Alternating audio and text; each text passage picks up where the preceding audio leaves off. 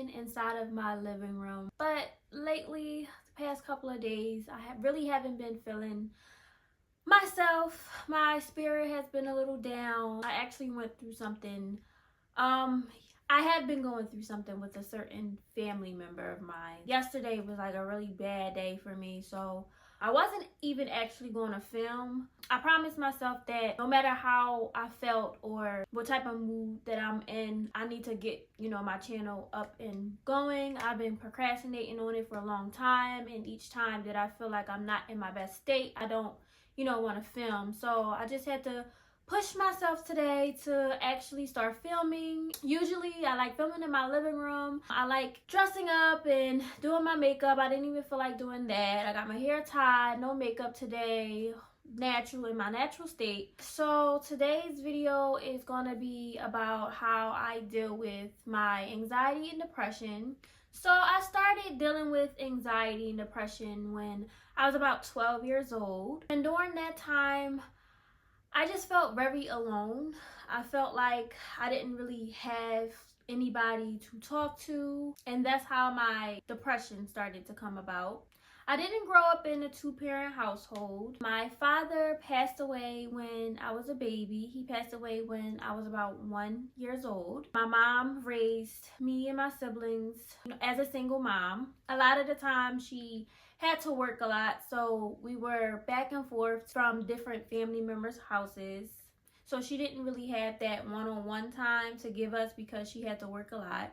So being as though I didn't have, that one-on-one connection with my mom, and my dad passed, there was really no parent to really give me that type of love and attention that everybody needs from their parents. That left me to feel like a little abandoned, alone, and that caused me to isolate myself from people. And even when my mom was home, I don't really have that relationship that every daughter would want with their mother, like the closeness. And I don't have that relationship where I can just call my mom up and tell her about my day and how I'm doing. And when I was 14 years old, that's when I first experienced having suicidal thoughts. At that time, I just felt like there was no purpose in me being here. I didn't know my purpose. I didn't really know what I was here for. I didn't really have anybody to talk to. So when I was 14, I did go through a phase where I did have suicidal thoughts. It started with me just cutting my arm. And one day I just had the thought, what if I just end it now? What is my purpose? What is the point? Nobody cares for me. Nobody would even care if I wasn't here anymore. For the sake of the YouTube video and YouTube guidelines, I had cut this part out. So I basically was just talking about how I overcame my suicidal thoughts and how I prevented myself from causing harm to myself. My aunt ended up coming to my house that day, and she seen all of the cuts that I had on my arm, and she asked me why are you cutting on yourself? I didn't really have an answer. I didn't feel comfortable to tell her how I was feeling at that time. So I just said, I don't know. And she told me listen, you can always call me, you can always talk to me. You have family who loves and cares for you. So if you ever feel like you need someone, don't be scared, don't hesitate to reach out. And after talking with her, it kind of soothed me a little bit. So I kind of snapped out of the thought of doing it. Had I not talked to her, had she not came, I didn't even know that she was going to come over to my house that day. Had she not came, I probably would have ended up doing it. But being as though she did just sit down and talk to me, and that was all that I kind of needed during that time, was just somebody to sit down and talk to me. Around that time, I just felt very unloved. And when you grow up and you feel unloved, you tend to go seeking for that love in all the wrong places. Trying to fill that void of just feeling abandoned, alone. You don't tend to make the best choices when you feel like that. Around that time, that's how I was feeling. My anxiety and depression heightened after I experienced 3 major losses within my family back to back. The first loss was my uncle Rodney. He was my pop-pop's brother. That was the first time I experienced a major death. I never had someone close to me pass away, so that was the first time I felt what it felt like to actually lose a really close loved one. My pop and his brother were very close, so that was the first time I ever seen him break down and be very sad. Right after my Uncle Rodney passed away, like a year or so later, that's when my Nana passed away, which was my pop's mother. She was my great grandma. Right after she passed, like a year and some change after she passed, that's when my pop passed away. That's when I just like totally like lost it. I had to be about like 17 when he passed away, and that was a very sad time in my life.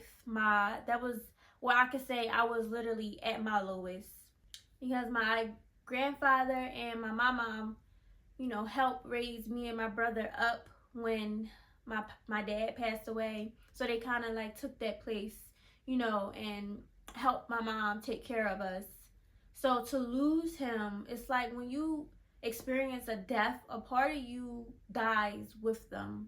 And it took me a very, very long time to recover and actually like heal from his passing. You won't ever be like the same, but I do believe you can start the healing process. Once I came to like accept like his passing, which was a few years ago, that's when I became like okay with it. It took like a lot for me to get over that, and during that time I was very sad, very depressed. I stayed to myself.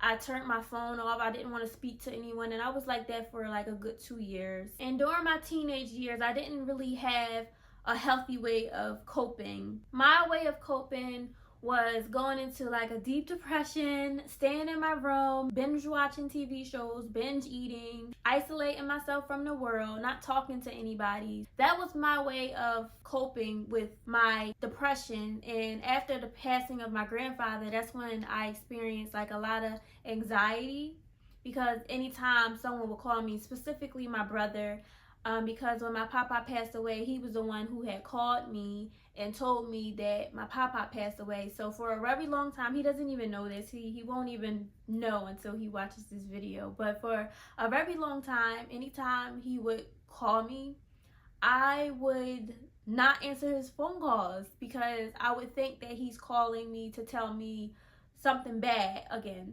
And he thought that I was just ignoring him and I didn't want to talk to him, and I was just pushing him like off to the side, when in reality it was just I was scared to answer the phone because I didn't know what exactly he was about to tell me. And I literally recently, like maybe like a year ago, stopped doing that.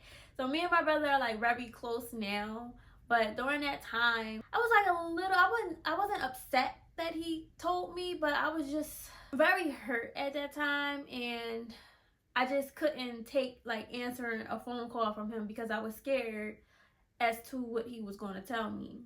And going through my postpartum, I didn't find a healthy way to like cope with my anxiety and depression until I started going through my postpartum. When it's just you that you have to worry about and take care of, you don't really care about anything else. After having my daughter, I just had to wake up and be like, listen, I can't stay down, because if I'm down, I'm not going to be well enough and good enough to, take care of my daughter. And when I was a teenager, I was prescribed like some medication for my anxiety and depression. I was prescribed Ativan, and it was just not good at all. It made me feel like I don't like taking things that alters my body and my mood and stuff, and it made me feel like I wasn't myself. I took it like once or twice, and then after that I'm just like, I can't take anything. I don't really like taking medicine, so I don't take any medication for like my anxiety or depression.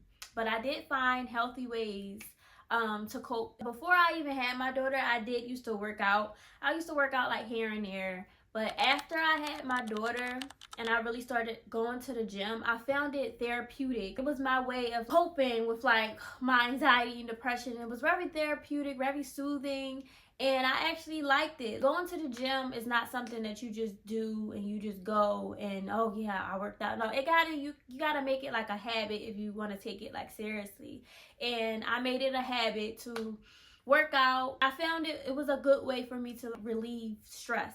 And going to the gym, when you're releasing like all of that energy, it's just like you get like a thrill. Your adrenaline is pumping, you're releasing hormones and toxins that need to come out. Your body stimulates endorphins, which are natural painkillers and mood elevators. After you get like a good workout, you feel like so good. I don't know about anybody else, but after I'm done having like a good workout, and especially after you start seeing results and stuff, you start looking at yourself like, yeah, I look good. It boosts your self-esteem. You be walking around feeling like you that girl. Your confidence is up. I love it when I work out and I'm constant and I start seeing all my results and looking good. So yeah, the gym was like a big thing for me. It still is. I can be honest, I've been slacking. I haven't been working out like how I should, but I'm going to get my behind back up in the gym, and that's something I would suggest to anybody who's looking for like a natural way to like release like some energy. And it helped me with my depression and anxiety, so hopefully it will help someone else. And I noticed that when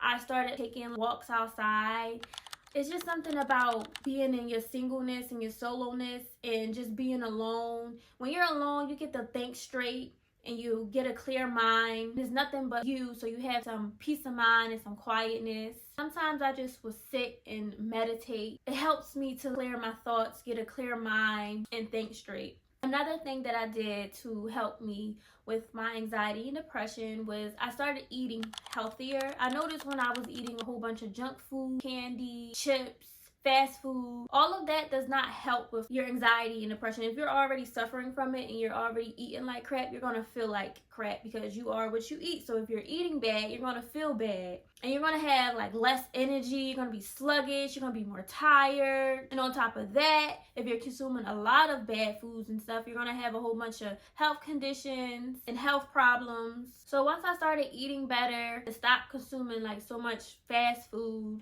my mood would be better and I had more energy. A lot of times, like when you're feeling like really tired, it could be vitamin deficiency, specifically maybe like vitamin D. And I also tried to cut back on eating so much red meat. Red meat takes forever to digest. And I stopped eating bigger portions of food because I used to think like the more I eat, the fuller I get. But you don't really need like really heavy meals. Usually if you're eating a lot, you're going to be tired a lot. So your mood is going to be, fluctuated. And I also cut back on the amount of sugary drinks I would consume. I started a new thing, you guys. I started juicing. I don't really like sugary drinks and stuff. So juicing actually did help me with like my mood and everything, and it makes me like feel better that I'm not eating like a whole bunch of eating and drinking like a whole bunch of stuff with a whole bunch of chemicals and stuff in it and artificial flavors and stuff. When it's natural, it's better. And I also drink a lot of tea. That helps like calm me, especially at night before I go to bed. Drink some chamomile tea or some peach tea or whatever tea that I have. It usually helps me to go to sleep at night. I would definitely suggest changing your eating habits. And the third thing that I would suggest to help you with your anxiety and depression would be going to sleep earlier and getting up earlier. When you stay up all night and you have stuff to do the next morning, you stay up all night, you get up at a certain time, and you try to convince yourself like, all right, I'm gonna get up at this time. You get up, you turn your alarm off because you're tired, because you didn't get enough sleep. Once I started going to bed earlier and waking up earlier, and as soon as my alarm clock starts ringing, instead of convincing myself, all right, I'm gonna lay down, I'm gonna get up in like 10 more minutes, get up right away. Because the moment you hit snooze is the moment you stay in bed, is the moment where now half your day is gone and you're getting nothing done, which makes you feel like crap. And then you just looking at yourself like, I'm such a failure. You start thinking low of yourself because you're not productive. You're not doing anything. You're sleeping half the day. You're going to bed late. You're waking up late. Once you get in the habit of going to bed early, waking up early, the earlier you get up, the more stuff you can get done during the day. And another thing, I stopped waking up in the morning because I had like a habit of, as soon as I wake up in the morning, the first thing I'm checking my phone, I'm checking my email, I'm going on social media. And when you go on Instagram or whatever platform you like to go on, you sit there and you're like, all right, let me just see what's going on.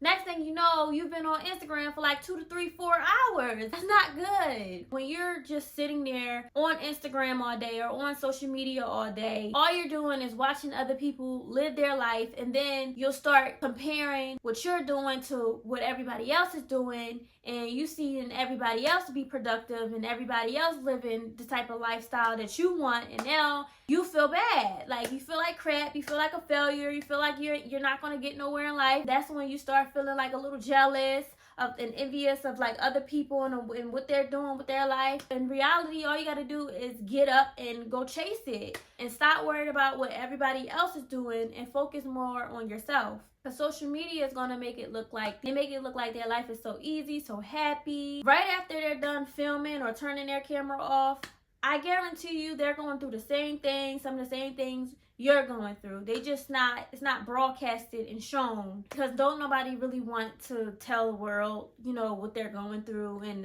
the insecurities that they have. So never compare yourself to somebody else's life, because you don't know what's going on behind the scenes. They're going to put it out there like they're all happy, and you would think that they're not going through anything, but in reality, they're going through hell and nobody even knows it. I also limited my time, like the amount of time I spend on social media. I monitor what I'm watching, what I'm listening to. I've actually sometimes I deactivate my Instagram, because I just feel like when you're on it too much, it becomes toxic. It's not a lot of positivity out there in the world now. When I was on social media a lot, it's like so toxic. Everybody is so negative. If you're already going through some personal things in your life, that's the last thing you need to see is negative comments and a whole bunch of negativity and toxicity. I used to like watching my little ratchet TV shows. I don't even watch them anymore because it's just negative, it's toxic. I'd rather choose like positivity now. When you're watching negative stuff and you're hearing negative stuff and you're listening to like certain music, I don't know if y'all noticed, if you're listening to like certain music, it will like change your mood and stuff. You'll be in good spirits, you'll listen to something, and then now you ready to go fight. Your mood changes. I switched out all of my drama, ratchet TV shows, social media. Now I just listen to like informative stuff, spiritual stuff. When I do be on social media and stuff, I limit what I'm seeing, what I'm consuming. I don't like a lot of negativity and watching and consuming a lot of things that I know is not really good. And the last thing that has really helped me, has been like the best thing that I've done is talking to God. I've noticed like when I was younger, I wasn't really spiritually like in tune as I am now. It took me a long time to like get where I'm at. I don't really battle with my anxiety and depression anymore because I know how to overcome it. And one of the big major things that I've done to overcome my anxiety and depression is talk to God. I used to go to other people with my problems thinking that I would get like some clarity or some healing or some comfort from others just speaking like positivity to me, when all God really needs you to do is go to Him. I would recommend that over going to speak to anybody first, because one, there's a whole bunch of monitoring spirits. You don't know if you could trust people nowadays, like what you say to them. And even if you do trust them, everybody doesn't need to know everything that's going on in your life, especially really personal things. So some things I honestly think you should just keep like within yourself and talk to God about. Nobody's gonna help you the way God can help you, and nobody's gonna lead you the way God leads you, because He's the only person who knows what He has for you and the journey that you're gonna go through in life. What I do now, the first thing that I do when I wake up is start my day with prayer. When I starting my day with prayer, even if I had a really bad day, my spirit will still be high because I started my day off with prayer. And you don't know what that prayer is protecting you from. I would definitely suggest asking God what it is and revealing what He needs from you and what He needs you to do during this season in your life. When you start your day off with prayer, it's like your day just be different. Like it hits different when you just start your day off with talking to the Lord. Usually when you go through like seasons of depression and isolation and stuff, it's usually because God is trying to draw you closer to Him. He needs you to come to Him first. When you're battling anxiety and depression, that's nothing but a spirit. You can literally get through that. It's not something that you're going to have for the rest of your life. Usually you go through it during like a certain season of your life. That's why I said go back to God and ask him what he needs you to be doing during the season and how you can overcome it, and what is it that he's trying to show you during this time. All it is the enemy trying to keep you down and to try to stop you from pursuing your purpose in life. I used to shut down. I don't shut down anymore because I know I have purpose in my life, and I don't have time to just be sitting around sad, mobbing, sobbing, feeling sorry for myself. I don't have time for that, and neither do you. Like, it's not this is not the time, especially in the times we're living in. This is not the time for that. Like, we have stuff to do. You have a purpose in life. If God didn't want you here, you wouldn't be here. He would take you out himself. But the enemy instead will try to take you out. He'll try to convince you of things about yourself. And usually when you have like negative thoughts in your head, it's because the enemy knows something about you that you don't know about yourself. So when you have those thoughts like you're not good enough, you're never going to be anything, don't start the business, don't start the book, and you're feeling sad and you're in the bed, and now you don't have the energy to get up and write the book, you don't have the energy to apply to the school, you don't have the energy to start the channel, you don't have the energy to do anything that you're supposed to be doing, that ain't nothing but the enemy trying to stop you, because he knows the plans that God has for you. So he's going to do anything in his might to stop you and to prevent you from going forth and finishing out what it is that God needs you to do. But you got to be smarter than the enemy, and you got to be stronger, and you got to know that you can do all things through Christ who strengthens you. You got to keep pushing even when you feel like giving up. That's kind of what I had to do today. I did not feel like filming. I did not want to record today.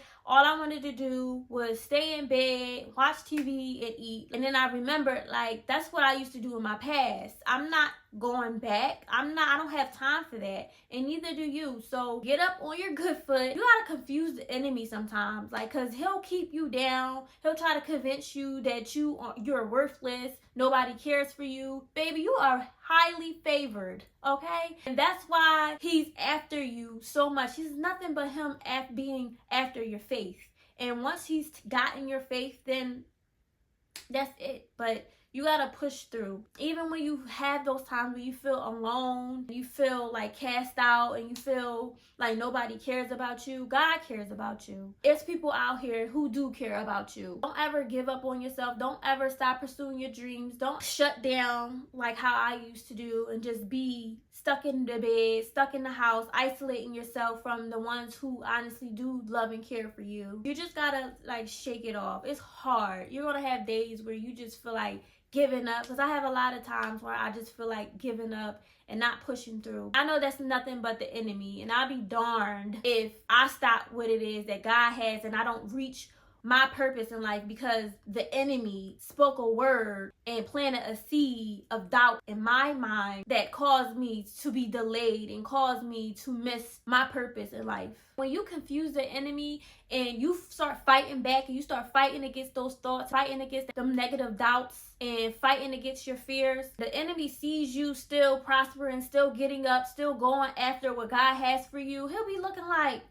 I sent all of this their way and they're still going. And that's because God knows something about you. It's in you. You can do it. Just remember, anything the enemy throws your way, God had to allow it. It's because you're one of his, and he knows you have the capacity to withstand it. He would never give you something that you can't handle, and that's how he shows who he is, because a lot of the things that you go through, you would think it would have killed you and broke you, and sometimes it feels like we are dead inside, but you woke up, you still got oxygen and breath in your lungs, and you're gonna keep going. And God knows that about you, and that's what you need to know about yourself, because the enemy, he's gonna always throw things your way, especially when you have like a big calling on your life. You're constantly always going to be going through things that is going to cause you to go into like deep depressions and experience like anxiety and stuff, but you got to fight through that and leave the enemy confused. The enemy would be sitting there like, oh my gosh, they're still going,